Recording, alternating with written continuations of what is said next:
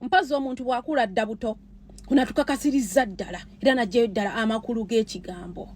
Ebitundu bwe biti byandibadde nga babaninga okulonda. Nze nga bawulira banalinga nga mati Kampala twandisoose ne tubaninga okulonda. Kati Kakono Feza agenze okulaba nga alina kuleeta gwe muzeeyi zadde munawe ojja okubaganya ebirowoozo. Okuva 1986 kasita mwamala okulwana ne muva mu nsiko nga maze okutirimbula Abannayuganda. Muzeeyi zadde yafuba nnyo okutirimbula bonna be yalwana nabo nga manyi bali mulwanyisa okuva ku ntebe y'obukulembeze. Era mubadde mukiteeka Bannayuganda nga omuntu alina kusooka genda mu nsiko alina sooka kwata mundu okutuula ku ntebe y'eggwanga. Kati essaawa zino akaliro mukawulira. Naawe muzeeyi zadde ovuddeyo musinga Abakampala tebalonda. Mpozzi nga mugenda kutirimbula Uganda namba. Mpozzi nga mugenda guno si gwe guli omulembe gwe mwali mukwatiridde wansi w'ebitanda nga bamugjayo emmamba ne muyiwa amagye kukuba abantu ne batya. Kati essaawa zino mufulumiza nti mugenda kuwandiisa ndagamuntu mu diaspora. Mwagala n'abadde kasita mubanoonyako nini namba nabo balonde wadde tebaliyo kuba mwagala muwezesa obululu. Kyemugamba mubadde musomba nga e Rwanda tebaweranga nga watidde nnyo wabula w'oliga kubugumye. Kakono Feza twakugamba osobola okuyisa enkyukakyuka nekisobola kugikomya ate nga wano wetuli togesobola kugiruyisa wadde okugikomya. Kati ne muzeeyi zadde naye avuddeyo mbone bamuwadde media pule ajja atandika okwogera ebyekisiro. Oba enviiri ennaku zino kiki omuntu bw'abeera n'envi obula okumugwa mu bulago omutuge. Guno omulembe mwagulanyi mbaddiramu. Mpozzi nga mugenda kutta Uganda namba. Bino ebyokuwandiisa ndagamuntu busima mugeze mu diaspora kuwandiisa ndagamuntu. Ndi wano okutegeeza mwenna abaana abali ebweru baagala nnini namba kuba banoonya babbira bululu. Kasita abeera ne nnini namba yo okulonda kuba kuwedde. Kyemugamba be musombye ng'okuva mu Rwanda tebawera. Akalirongo akakususseeko. Walowooza nti omuntu alina kusooka kukwata mundu agende mu nsiko. Tugenda mu kalulu ak'okwekalakasa gojja kukawulira. Ne bw'onaakola ki tetugenda kussa mukono paka nga tatukuvuga tukutwala ku kalulu. Ne muzeeyi zadde avuddeyo ayagala kuteeseza nsi. Nalwesa agudde mu mbi z'abafutu soja ate nno bakyamunge nakugambye nti munnange ffe waneeno ne bw'oba mukulu naye tulina eŋŋombe egamba nti omukulu naye asobya ate waasobya era bakugambako era waliwo olugero olugamba nti omuto akuba eŋŋoma omukulu n'akola ki n'azina. So oluusi oyinza okuwabula omuntu omukulu nga waliwo wabadde tategedde bulungi n'omuzza mu sisitemu. Kakati Nalweyiso kyekirigenda mu maaso omulala wono Jeno Nalweyiso banno we bapamaapamanga mu nsuku zaffe gwe amaziwa lyamalye oba okupimpina ennyo mu lutalo batere bakuwa ebitabo bwa Jeno wasiriwala busiriwazi. Omusajja amaze mbuyinza emyaka 4 omugambye abaninga okulonda mu kibuga Kampala bamala kitereeza atufuza emyaka 4 akunkumuka mazi bamusiba pampa n'abamu ensi bakomba nkondo naye bagala ekibuga Kampala. Jeno Nalweyiso mu basiru nkuwadde awaadi yensonga lwaki bakupimpina nnyo mu lutalo ne bakuwa n'ebitabo bwa Jeno naye nga tebikusaanira. Oli musiru kikazi gwe ate ensenga obadde okyali muwala muto. Mbadde ngenda kusaba ku wano wa Patricia Lumu wano ku Banias Executive 2 Banyereba naye oli okaddiye tokyali muyadde kasukaali n'alikubye Nyereba naye ate gwe saali kulidde kuba mu basiru oli musiru tolina magezi. Omusajja atufuza emyaka 4 omuwa amagezi abaninga okulonda e Kampala amawuteeza ekibuga Kampala. Yensonga lwaki bakupimpina mu lutalo ne bakuwa n'ebitabo bwa Jeno obeerawo osiriwale muntu alinamu muwumbo oba otegeera budde ki kikazi gwe tokene woosirika oba mulungi Nalweyiso nyuma osirise wallahi kuba obusiru obukwatira nsawo takosindika bbi jantu alikuwa Patricia Lumu naye okaddiye Patricia Lumu bakadde Nalweyiso kati okunkumuka n'envunyu mu bitundu by'ekyama ojja kiwulira toddamu tumasizaako busiru. Naye waliwo amawulire amabi baasi eyo gy'olaba eyo yefudde negwa. Kigambibwa baasi eno ebadde etambuza abaana betegeddeko Mbu Basta Junior Primary School naye ebbaasi eno yefudde negwa era abaana 2 ne bafiirawo mbulaga. kitalo nnyo era kitalo ddala. Tweyongera okuba nga tusabira ab'eŋŋanda n'emikwano era tusabire n'essomero n'abayizi abalala abalumiziddwa oba bakoseddwa obubi ennyo era tweyongera okuba nga tusabira emyoyo gy'abagenzi Mukama abenga agiwa ekiwumulo ekirungi saako n'emyoyo gyabwe okuba nga agisonyiwa byonna ebyagisobako. Nga tweyongeddeyo era nga tutambula tutunuulira ebigenda mu maaso mu ggwanga Uganda. Ye pulezidenti w'ekibiina kya NUP omukulu His Excellency Robert Kyagulanyi Ssentamu ng'asinzidde emitala w'amayanja gyali essaawa ya kakati ali Canada alinako obubaka bw'abasindikidde. Jabajjanga zekkaba naye ng'omanyi oba naawe omweteekereteekedde so twagala bannayuganda beeteeketeeke yengeri gye tugenda mu kaluukano ate twagala ogenda mu kaluukano si gyensinga bannayuganda bokka naye ng'ensi yonna ensonga lwaki mulaba nti entambula diaspora yonna okugalvanizinga abantu wantu tufune attention yaabwe babibeereko naleme gamba bugaze kasitansirika yakateri kasana gamba abantu balonde babeere mu process eno yonna kubakaluba tebakabba kwolulimi bakabba way before kulonda bakaba way after kulonda kulanda batematema zi constituencies nezasanide mu kizungu kyaita gerrymandering okulaba nti Museveni atambula agaba sente z'omusolo okulaba nti katagezaako okumakinga sure facilitating mu divisions kunji bakole mu groups obwenjawulo byonna byonna agezaako okusubvertinga okusalawo kw'abantu. Omukulu mubuulidde ate no takomyawo ndayongerezaako era obulala bubuno. Museveni ekyayagala si kuteesaganya naffe ayagala gye sikufunayo ekifaananyi nga tuli naye asobole okukikozesa okugamba abantu bano batula ne boogera n'okulimbalimba amawanga agavujjirira Uganda agag'abazungu olaba ono pulezidenti ali mu mateeka era ayogera nawo ba opposition era bayipoti ne tubagamba tetugenda kujja kwogera na Museveni mutwesonyiwe kuba twamanya ti Museveni kyayagala. Iffe tetugenda kuteesaganya na muntu ali mu kuwamba abantu baffe ali mu kutta abantu baffe. Kakati Mwami Norbert Mao nga bwali nti omulimu gwekolera Museveni n'asala amagezi ne baleeta etteeka nga baagala bakifule kya buwaze okubeera part of iPod. So tukkiriziganya okwogeraganya n'ebibiina ebirala naye si byatugulira bino ebya Museveni okwogera ku nsonga era nga tukikola mateeka. So etteeka eryo balirese tebalirese mwoyo mulungi balirese number 1 gezaako kubuuzaabuza bwongo bw'abantu naye n'ekisingira ddala kutuukaka. Mu tteeka eryo tewaliwo erigambira nti olina okwogera n'omufuzi abeera mu buyinza ekiseera ekyo no.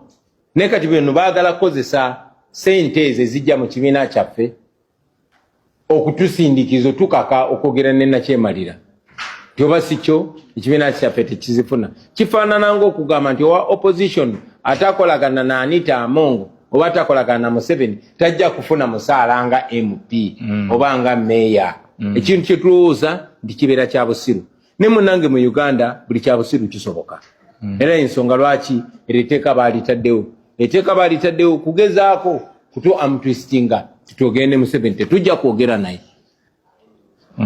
Tetujja kwogera na Museveni tewali tteeka liriwo litufuula nti tulina okwogera ne Museveni kuba tumanyi kyatwagaza. Museveni tayogerangako na muntu ng'ayagala wabeewo enkyukakyuka oba biveemu enkwatagana ennungi no. Museveni njogera ye oyagalayo mmeka nkwayo mmeka ate ffe we are not for sale.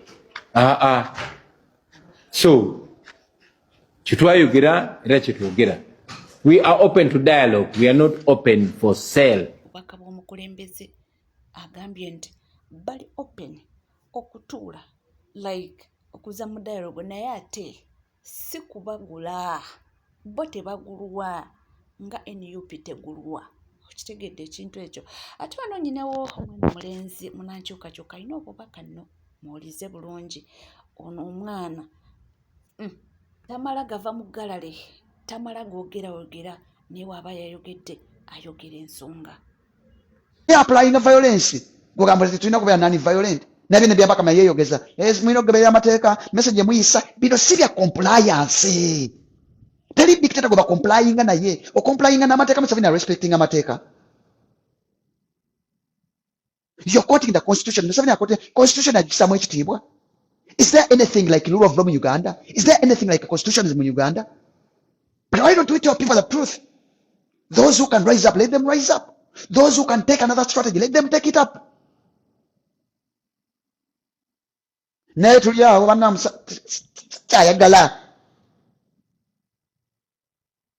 Tali buyinza bwogenda kyusiza mu parliament, which is already captured. Tali buyinza bwogenda kyusiza mu judiciary, which is already captured. Dictators world over obuyinza babuwayo na force. Tutekero kitegeere. Tali bwe bakuwa ku silver play. Tali freedom is fought for.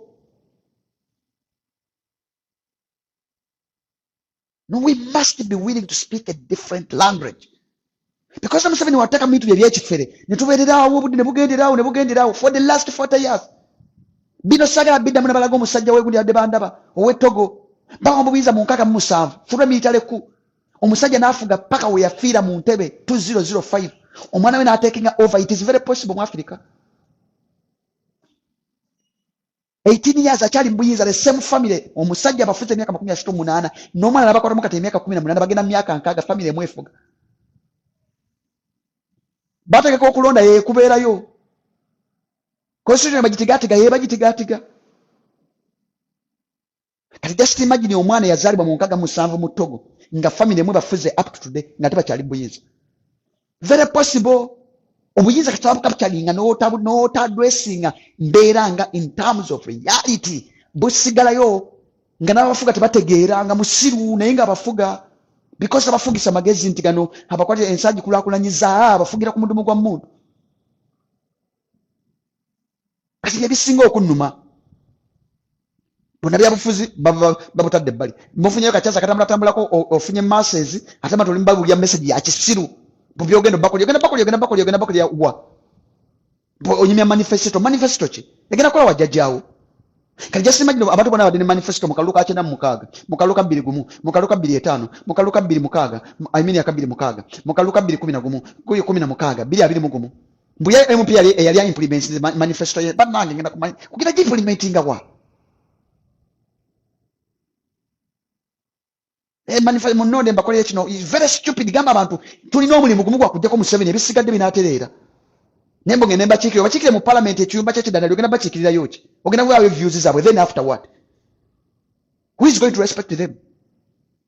Mutu wa mbuchiko mu bwekisiru simanya paka simanya bichi nemukola recommendation. Government ya Museveni yagezi waddeka ekitiibwa. Oyina obuyinza obugenda ku implement recommendations ezo mukola. Simanya mu kokasasa simanya mu gundi mu paka public accounts committee. Mwina obuyinza. The moment you don't have power, kati supreme objective ya kujjawo na ino obuyinza okwata obuyinza. Message ya mwe namwe nabatambula ku campaign yandi baddeja abantu bagambe kimu omulimu gwe tulina guli gumu gwa kusubuka government ya Museveni bisigale tonyemezo genda kola amalwaliro simanya ngenda kuchekera dobozi yogera dichekera dobozi yango genda tu parliament ndino mulamwa. Do even my views matter? Wotatu kutojikwata ko our views did they matter? Wotatu kakugundi ku okujjawo ekkomo ku bisanja views z'abana Uganda did they even matter? Wotatu kakumwanyi did they even matter? Wotatu kakugundi ku UPDF activated military courts. Did our views even matter? Katonga mbogenda kunchikira ogenda lyedo bozi lyange. Why do you waste people's time? Pachane manifesto. Egenda kolawa. Bombo kilati. Egenda kolawa. Era na osanga mu lumu emune bonna byabufuzi mungu tuizo okuvaawo naye. Bantu you're the enablers of the system. Abantu mu kifo kya bagamba amazima tubaza balimba bamasajinga bananga omusajja bwati ne bwati bananga omusajja throne. Which dialogue? Tell people the truth. Buli omama nyekubo lyakwata. Tumanye mutango tulina okusasula. Tumanye kite tulina kyetetaagisa kufaafagana regimu ya Museveni. A criminal who is eliminating people mu corners zonna. Committing massacres. Committing genocide. Crimes against humanity, atrocities across the entire region. Aina bwini yatamula buli abakulembeze bonna yaba compromising adda. Yabanga kingpin wa region ye. Salva Kiir compromised, Ruto compromised, Tshisekedi compromised. And you know once one never banga kachicha.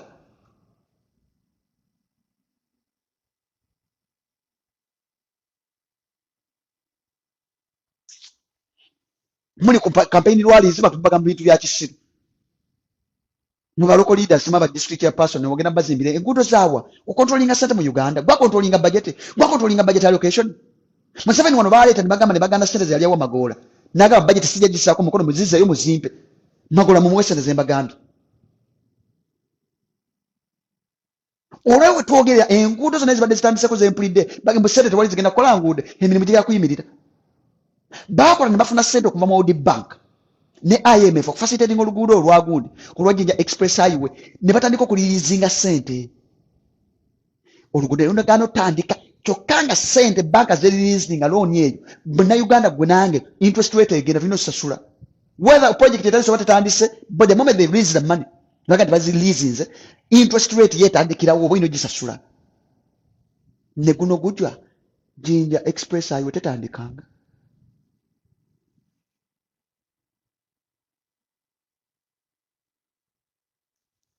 solo mandate eryeja kukwata gavumenti ya Museveni kugisuubukula gijja mu buyinza olwo wokera nga opposition yeyina ababaka abangi kale tugambe by miracle yeyina ababaka bangi mu parliament nga Museveni ali buyinza much as akozesa numerical advantage that parliament nga bwenjira ba can easily compromise it nene kyabantu kyebogera mbu numerical advantage it is not the issue mwagenda mukaluka nako kwa speaker abantu tebalonda Kadaga atula ku neke ya NRM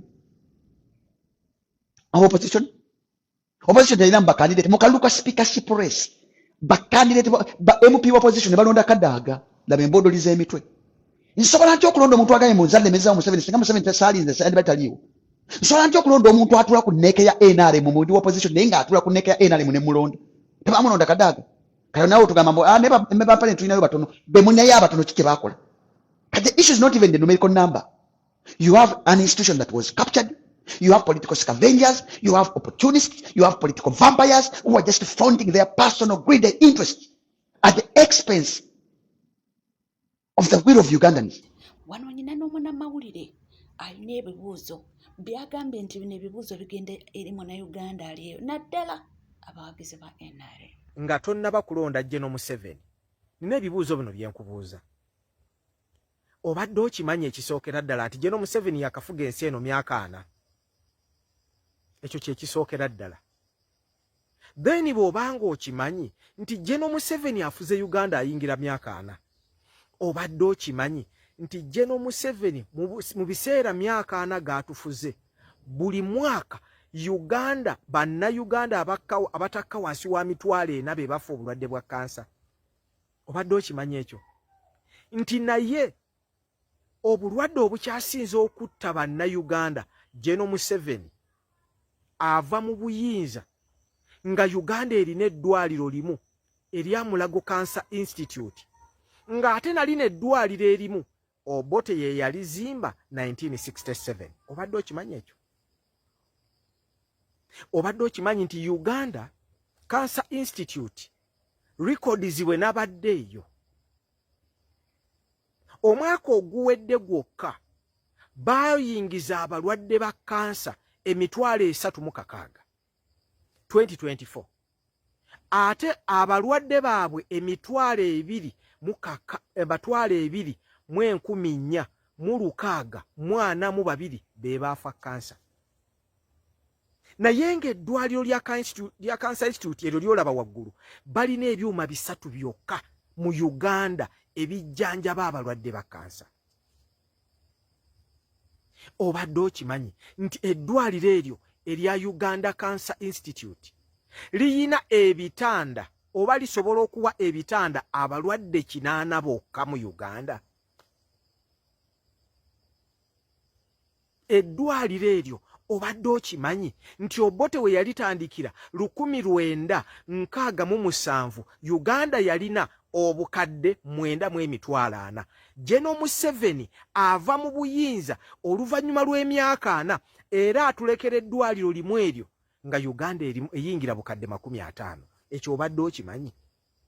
Naye nga kansa bwe bulwadde obukyasinze okutta abantu ku speed ate bwe bulwadde obukyasinze okubeera expensive ennyo okwejjanjabya. Ekyo obadde okimanyi. Nga n'ejjo ly'abalamu Sam Kuteesa bwe yalwadde yagenze Germany n'akozesa billions ze yagambye okukomawo balance kwe kuzimbamu eddwaliro church gye bagambye yamazeewo billions 3 ewaabwe. obadde okimanyi nti abatufuga bwe balwala obulwadde bwa kansa badduka eyo Sam Kuteesa gye yagenda e Germany. Obadde okimanyi ekyo? Obadde okimanyi? Obadde okimanyi nti sente General Museveni wano jjo ly'abalamu emiliyoni 10,000 ze yawa ba MP, bw'obalaba MP bonna n'obeera nti buli omu yamuwa esente ezo ziba kimu kyakubiri kya sente ezeetaagisa okuzimba eddwaliro erya kansa, kubanga ekyo ekizimbe ky'olaba Cancer Institute eyo General Museveni bwe yali ng'azimba ekyo ekizimbe n'okuteekamu ebintu byonna ebirimu ebijjanjaba baakozesa $32 miliyoni za dola. Bwoza muzaffe wano ze biliyoni 1016.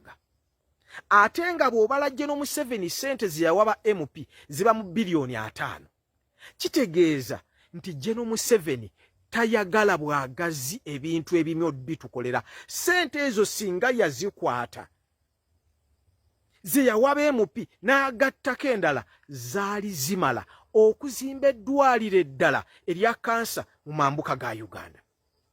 Oba edo sente daali dimala General Museveni de yakozesa okuwa ba MP okuzimba eddwaliro lya kansa e Busoga. Oba yali Tembaale lyatugayita abeeteeso n'ab'e Busoga twena twaba ku bungi.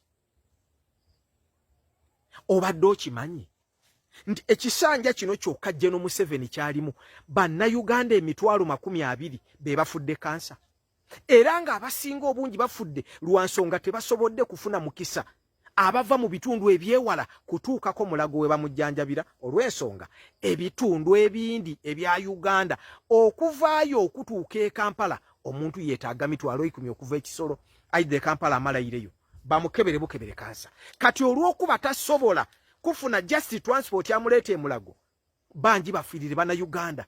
Arua eyo Kisoro bangi bana Uganda bafa kansa. N'ensonga lwaki nkukobye nti newankubadde Cancer Institute bakoba nti bana Uganda 2.2 n'abafa buli mwaka, nze nakitwaire abona abantu be basobola okwidandaba. Kati nze n'okukitegeera nti ekitegeeza bw'ogayita ku bana Uganda abafiira mu bitundu ebyewala abatasobola kwidda Mulago, Uganda efiirwa abantu 4,000 buli mwaka kansa. Ayi okidi nti ebyuma ebidandaba kansa ekyo kyenkuteerere obajeeta cancer radiation machine. Ekyuma ekyo kigula wagati $40 aga dola ni miliyoni dola. Bw'obala wano mu Uganda ekyuma ekyo kiba wagati biliyoni ya Uganda ofuna ekyuma ekyo ekirungi eno. Biliyoni emiliyoni 10 the Uganda ofuna ekyuma ekyo ekirungi eno. Sente de bawa be mupiwano. Obaire ekyo kidi nti Uganda eddwaliro lya kansa tulina irala. Kyova obona abasoga bangi mufiire ayenga Uganda buti ekola emundu, ekola amamotoka agalwana, ekola amasasi, ayo okugema ku busente obutono nga $1 mitwala biliyoni 12 kale okuzimba eddwaliro eryo nga sente diriwo ng'omusoga bwakoba. General Museveni obulamu bwaimwe tikikulu, tikibanga ku kikulu, tikibanga ku priority. Adigema wakiri a half of that man elizimba eddwaliro eryo yali abe MP abasobola okumukuumira oba okumukolera ye ebimutwala mu maiso. So omusoga bino mbikuleeteire otegeere osalewo oba okayenda okufiira eyo kansa ng'emulago erinda leeti. Abantu bafiire Mulago nga tibafunye mukisa kunjira mu kyuma ekyo kubanga ebyuma 2-3 byonka mu nsi yona Uganda. N'okufuna omukisa okunjira mu kyuma ekyo Mulago bakwidandabe olina kusooka kuwaayo nguzi. Abantu okwidde Mulago asobola okuba ku mulayini abatono be bata mu kyuma ekyo alina okuva ewuwe oba asula Kasubi oba wa essaawa 8 yasula Mulago. Biri ebyuma 3 byonka. Kati imwe nga Uganda omuntu agema sente edizimbe eddwaliro lya kansa half of it yaddiwa buwe bantu kubisa iteeka lya mwane.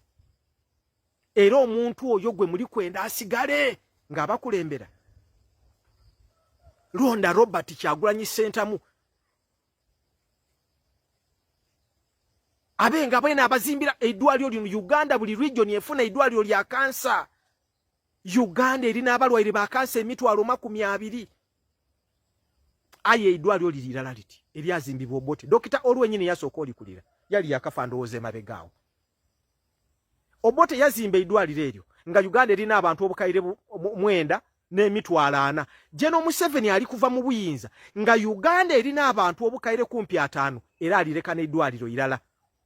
Era aleka Uganda n'eddwaliro limu ng'erina abantu obukadde 50. So nga Obote yazimba eddwaliro limu nga Uganda erina abantu obukadde 9 mu emitwalo 4. Abasoga bwe bakuwa sente omutwalo mbolonde General Museveni lya omutwalo ogwo but bear it in mind sigala nga okitegeera nti omutwalo ogwo bonaalwala kansa nigojo kunina kwenoni oje Bungereza ngabo yebajja Germany bakuteesa yebajja wena bakwidanda be kansa era ku mutwalo ogwo oba ne yembeera ye muri kwetaaga era sigala nga mulonda General Museveni nga okitegeera nti omutwalo ogwo gibali ku kuwolonde NRM gojo kwidanda bisaku kansa nga kugemye oba mukazi oba maama wo ate ng'ogiire Germany tine wano mulago yebyo webale kubanga wekomide ku NCK TV tuwerabira kubanga subscribinga ringinga that notification bell sharinga likinga ebisigadde nkomawo nabyo